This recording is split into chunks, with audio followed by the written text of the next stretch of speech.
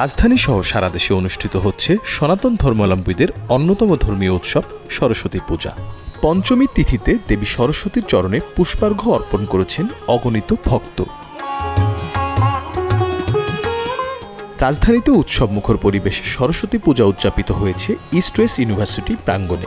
এই পূজার সার্বিক সহযোগিতা করে বসুন্ধরা পেপার। এ সময় বিশ্ববিদ্যালয়ের শিক্ষার্থী, শিক্ষক, কর্মকর্তা ও বিশিষ্টজনদের উপস্থিতিতে উৎসব পরিণত হয় এক মিলন মেলায়। একজন শিক্ষার্থী হিসাবে আজকে মায়ের কাছে চেয়েছি যাতে একটা ভালো সিজিপিএ নিয়ে গ্রাজুয়েশনটা কমপ্লিট করতে পারি। আর বসুন্ধরা গ্রুপকে অসংখ্য ধন্যবাদ, তারা আমাদেরকে বিনামূল্যে পেপার দিচ্ছে, তো এটা আমাদের জন্য খুবই গ্রেটফুল। আমার মায়ের কাছে একটাই চাওয়া, আমি যেন একটি ভালো সিজি নিয়ে ইউনিভার্সিটি থেকে বের হতে পারি যত দ্রুত সম্ভব। এবং আজকে আমাদের এই অনুষ্ঠানটির আয়োজনে ছিল বসুন্ধরা খাতা এবং আমরা তাদের প্রতি খুবই কৃতজ্ঞতা জ্ঞাপন করছি। আমি ইস্ট ওয়েস্ট ইউনিভার্সিটির বিজনেস ডিপার্টমেন্টের একজন স্টুডেন্ট এবং মার কাছে আমার এটি প্রার্থনা ভবিষ্যতে যেন এই ডিপার্টমেন্ট থেকে আমরা ভালো কিছু করতে পারি। এবং মোস্ট ইম্পর্টেন্টলি বসুন্ধরাকে আমরা থ্যাঙ্কফুল টু বসুন্ধরা, কারণ বসুন্ধরা আজকে নতুন করে তাদের বিভিন্ন পণ্যের উপর ডিসকাউন্ট দিয়েছে এবং মোস্ট ইম্পর্টেন্টলি তারা স্যানিটারি ন্যাপকিনের উপর ফ্রি প্রোভাইড করছেন, যেটা আমরা জানি উইমেন সেফটির জন্য বর্তমান বাংলাদেশে সবথেকে মোস্ট ইম্পর্টেন্ট। ধন্যবাদ বসুন্ধরা এবং ধন্যবাদ সবাইকে।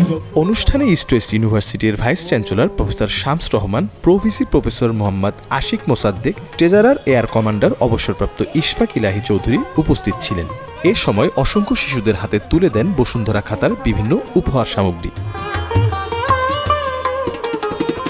ইস্ট ওয়েস্ট ইউনিভার্সিটির পূজা উদযাপন কমিটির উপদেষ্টা সৌরভ সাহা উচ্ছ্বাস প্রকাশ করেন বসুন্ধরা খাতার পৃষ্ঠপোষকতায়। বৃহৎ পরিসরে বসুন্ধরার পৃষ্ঠপোষকতার আশাবাদ ব্যক্ত করেন তিনি। ইস্ট ওয়েস্ট ইউনিভার্সিটি বিগত 14 বছর যাবৎ ধরে বাংলাদেশের একমাত্র বেসরকারি বিশ্ববিদ্যালয় হিসেবে সরস্বতী পূজা আয়োজন করে আসছে এবং সরস্বতী পূজা আয়োজনের পাশাপাশি বিভিন্ন ধরনের সামাজিক কর্মকাণ্ড, করোনা থেকে শুরু করে যে কোনো ধরনের প্রাকৃতিক এবং মানব সৃষ্ট দুর্যোগে বাংলাদেশের বিভিন্ন প্রান্তে গিয়ে আসলে আমাদের এই শিক্ষার্থী কর্তৃক আমরা এই সকল সমাজের সবাইকে আমরা সাহায্য করে থাকি এবং পাশাপাশি এটা পুরোটাই আসলে ফান্ডিং হয় আমাদের বর্তমান এবং প্রাক্তন শিক্ষার্থীদের আসলে অর্থায়নে।